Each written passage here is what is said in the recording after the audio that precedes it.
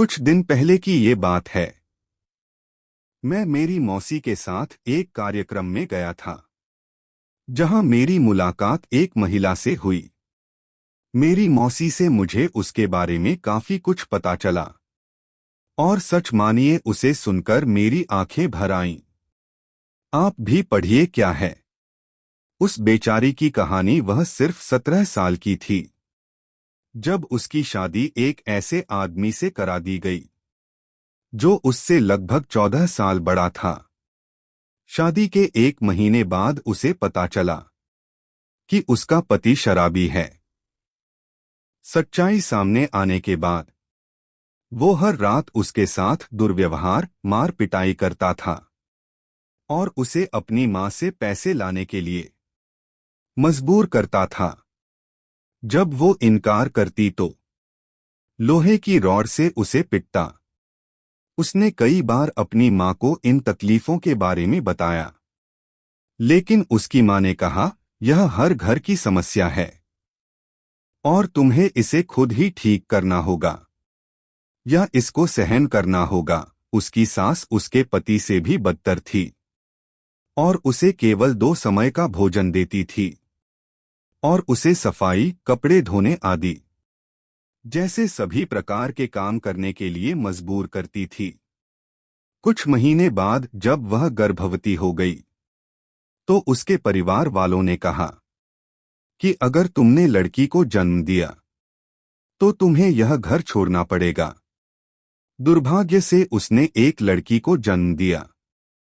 वह दिन उसकी जिंदगी का सबसे बुरा दिन था और उन्होंने उसे बुरी तरह पीटा और घर छोड़ने के लिए मजबूर कर दिया।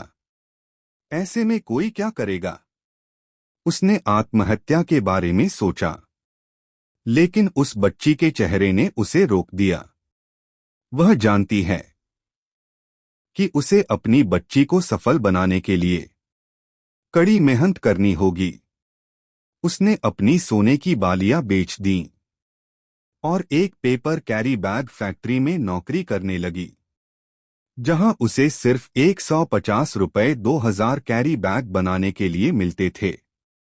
उसे रोजाना कम से कम 8 से 9 घंटे काम करना पड़ता था। इस काम के साथ साथ उसने एक ढाबे में टेबल और बर्तन साफ करने का काम भी किया और उसने वहां रोजाना 5 से 6 घंटे काम किया और प्रतिदिन 100 रुपए वहां से कमाने में सक्षम हो गई। अब वह प्रतिदिन 250 से 300 रुपए की कमाई करती थी, जो उसके बच्चे को पालने के लिए पर्याप्त थी। लेकिन कुछ महीनों बाद उसे पीठ संबंधी कुछ समस्याओं का सामना करना पड़ा और इससे वह कमजोर हो गई। इस समस्या के बाद उसे सफाई की नौकरी छोड़नी पड़ी और खिलौनों की फैक्ट्री में मजदूर के तौर पर काम करना शुरू कर दिया। इस तरह उसने अपनी बेटी की शिक्षा का प्रबंधन किया और अपने बच्चों के जीवन को आसान बनाने के लिए कई काम किए। वह जानती हैं कि भगवान केवल उनकी मदद करते हैं जो कड़ी मेहनत करते हैं। मैं कल उनकी बेटी से मिला और काफी खुश हुआ क्योंकि मुझे पता चला उसने हायर सेकेंडरी में 93% अंक हासिल किए और वह डॉक्टर बनना चाहती है। उसके पास अपनी बेटी के अलावा कुछ भी नहीं था और उसने अपने पति को छोड़ दिया और उसे कोई आइडिया नहीं था कि वह आगे क्या करेगी, लेकिन उसे खुद पर विश्वास था। दोस्तों, आजकल थोड़ी सी समस्या आई नहीं कि लोग हार मान लेते हैं, डिप्रेस्ड हो जाते हैं या अपने जीवन को ही समाप्त करने की सोचते हैं।